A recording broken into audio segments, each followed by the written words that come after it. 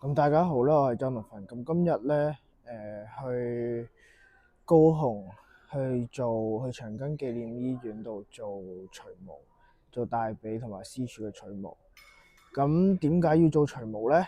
就係因為我做嗰個陰莖重建手術咧，就係攞大髀嘅肉，大概15×15啦。咁其實可以自己揀長度嘅，但係醫生都話其實如果太長就可能會影響生活啦。咁攞15×15之後，跟住佢就會捲埋去成為一卷嘢，咁一條嘢，咁嗰個就係陰莖啦。咁所以咧喺捲嘅時候，咁你如果有毛咧，咁佢可能就會塞住尿道啦。咁塞住尿道咧，你可能就去唔到廁所。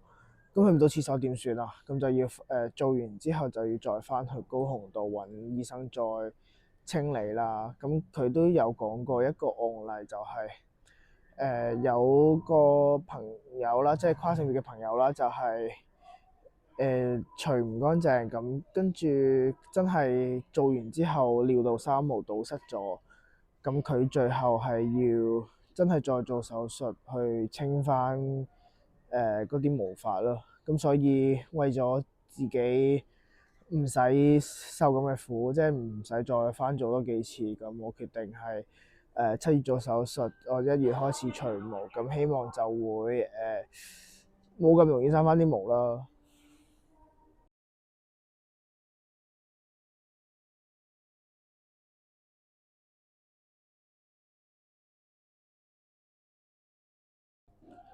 咁至於點解今次唔揀泰國做呢？係因為我前兩次手術都泰國做啦，包括平胸手術同埋子宮及附件摘除手術都係泰國做嘅。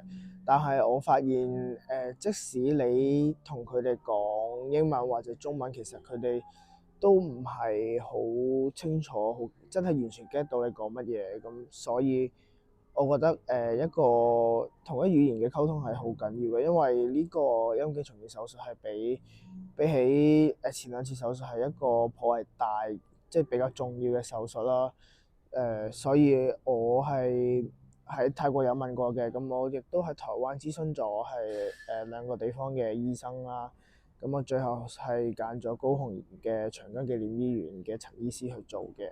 咁因為佢俾我感覺就係比較熱心啦，同埋佢會理解同埋了解你點解想做呢個手術啦。佢再結合唔同嘅需要去俾一個解決到嘅方案俾我，所以我係最後係揀咗喺高雄度做嘅呢個陰莖重建手術。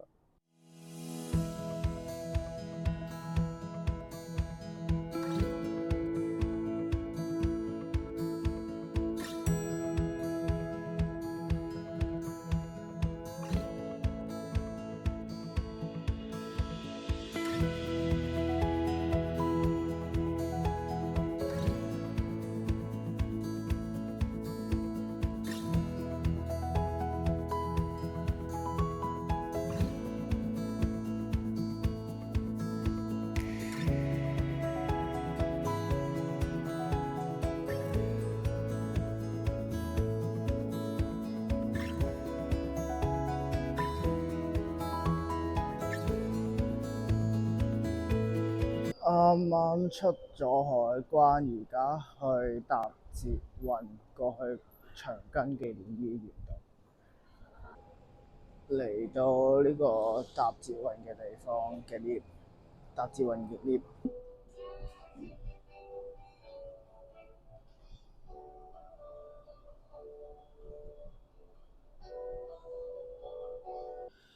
而家喺高雄國際機場，要搭到去高雄車站再轉60號巴士先到長庚。啱啱到咗高雄車站，而家準備去搭巴士。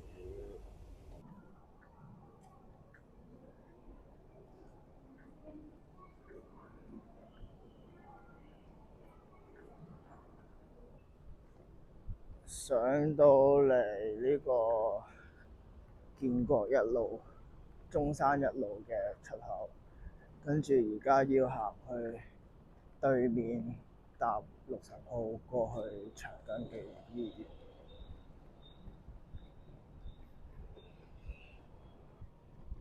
由高雄機場過到嚟大概其實差唔多半個鐘啦。如果冇行李攞嘅話，其實都好快。過到嚟對面啦，對面呢度係高雄車站。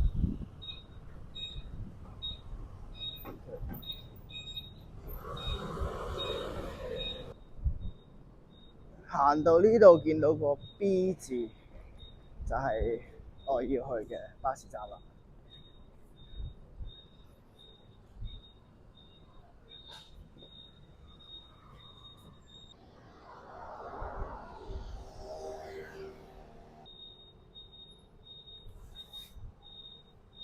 而家喺呢個車站，呢個巴士站，咁就要去到呢度長庚福建大樓。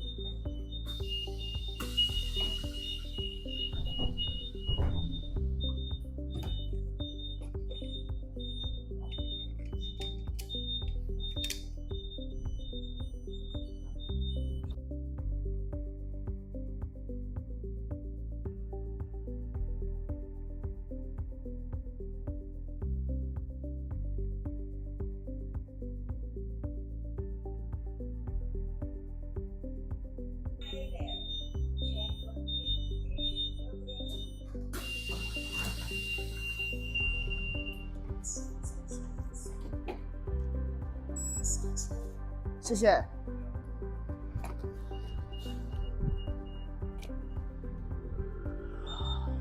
終於到啦！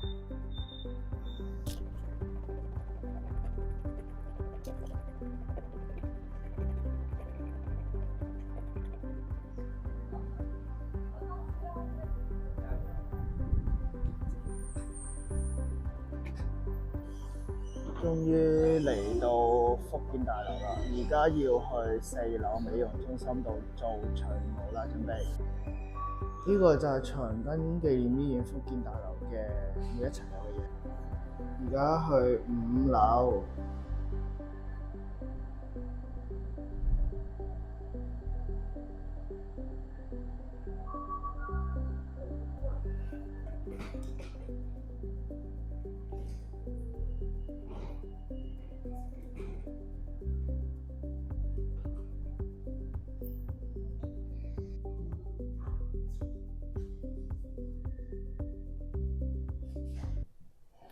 而家入到嚟除毛嘅房間度，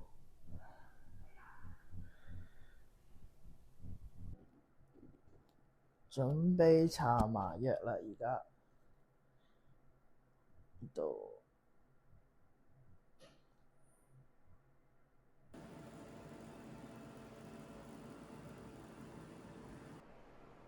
啱啱做完激光鐳射除毛，走啦！做完除毛啦，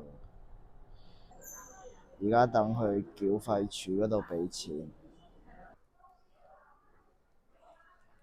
上次3503，今次2182，再畀咗折扣我，醫生再畀咗折扣我。啱啱搞掂，而家走人。